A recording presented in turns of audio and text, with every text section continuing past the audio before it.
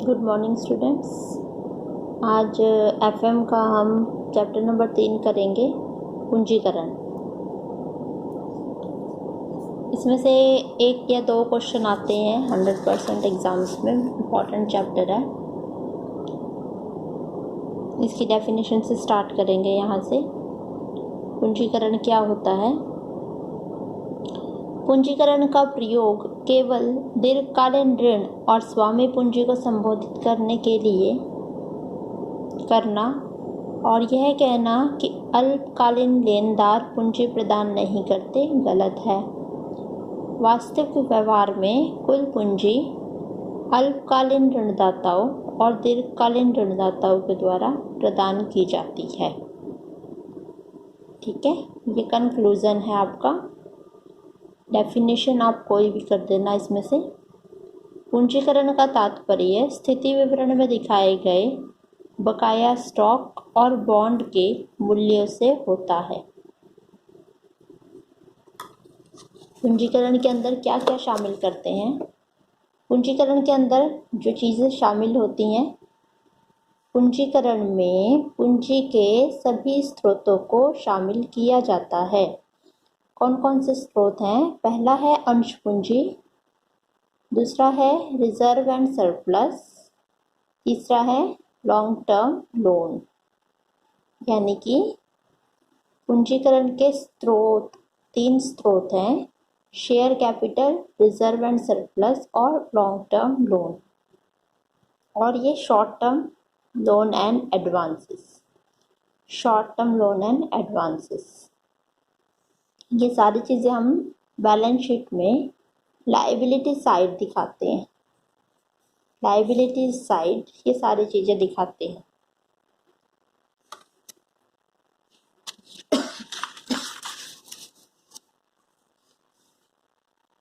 इसके बाद इस चैप्टर में जो हमें करना है वो करना है पूंजीकरण के सिद्धांत।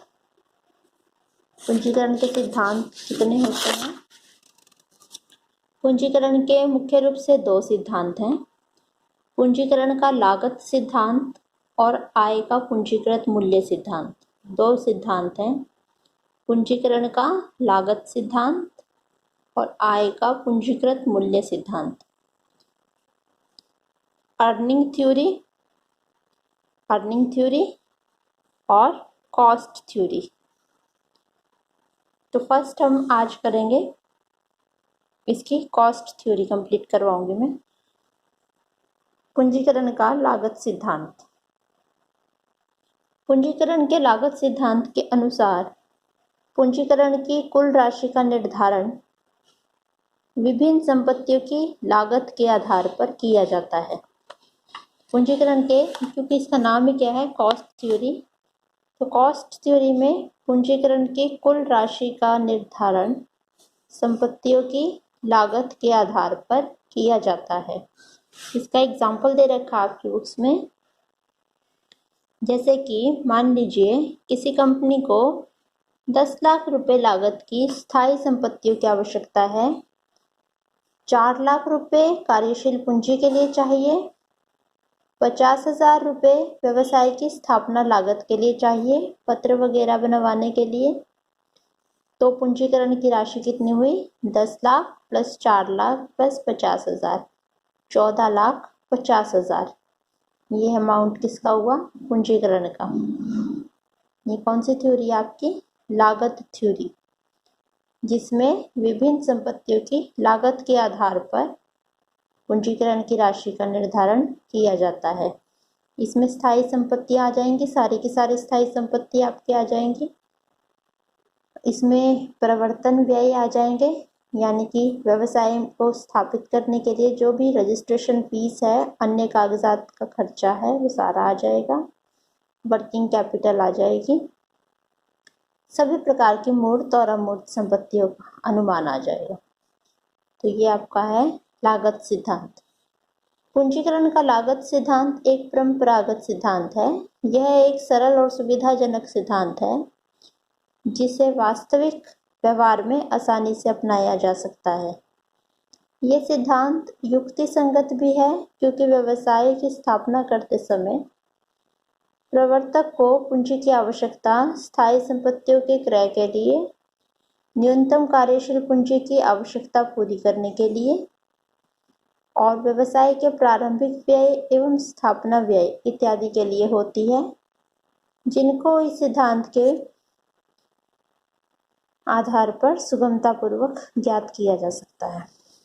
ठीक है, जैसे बार बार बता रही हूँ मैं इसमें, स्थायी संपत्ति को खरीदने में जितना पैसा लगते हैं, न्यूनतम कार्यशील पूंजी कितनी चाहिए और व्यवसाय के प्रारंभिक और स्थापना व्यय को पूरा करने में जो भी खर्चे लगते हैं, उन सब को मिलाकर पूंजीकरण का आपका अमाउंट तय किया जाता है। तो ये सिद्धांत आपका पूंजीकरण का लागत सिद्धांत।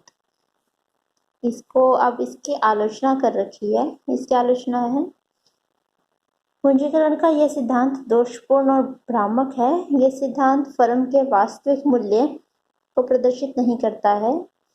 यह सिद्धांत नए व्यवसाय की स्थापना के समय उसका पूंजीकरण निर्धारण करने में उपयोगी है। नई फर्म के लिए तो उपयोगी है, क्योंकि इसमें प्रारंभिक व्यय और स्थापना व्यय लिए गए हैं। स्थायी संपत्तियां भी शुरुआत में ही खरीदी जाती हैं, परंतु स्थापना के बाद जब संस्था संपत्तियों के प्रयोग से लाभ अर्जित करने लग जाती है, तब फर्म की वास्तविक स्थिति प्रदर्शित करने में समर्थ नहीं होता है। ठीक है, तो फर्स्ट इसका ड्रॉबैक कौन सा है? फर्स्ट इसका ड्रॉबैक यहाँ पे आ गया है कि ये कब उपयोगी है? केवल फर्म की स्थापना के समय। जब फर्म स्टैब्लिश हो जाती है, स्थापित हो जाती है, तभी इसके माध्यम से, इस सिद्धांत के माध्यम से पूंजीकरण का मूल्य नहीं ज्ञात किया जा सकता। दूसरा इसका जो ड्रॉबैक है वो है कि जो लेखा पुस्तकें हैं वो ऐतिहासिक मूल्य के आधार पर संपत्तियों को दिखाती हैं, जबकि संपत्तियों का मूल्य जो है वो बदलता रहता है।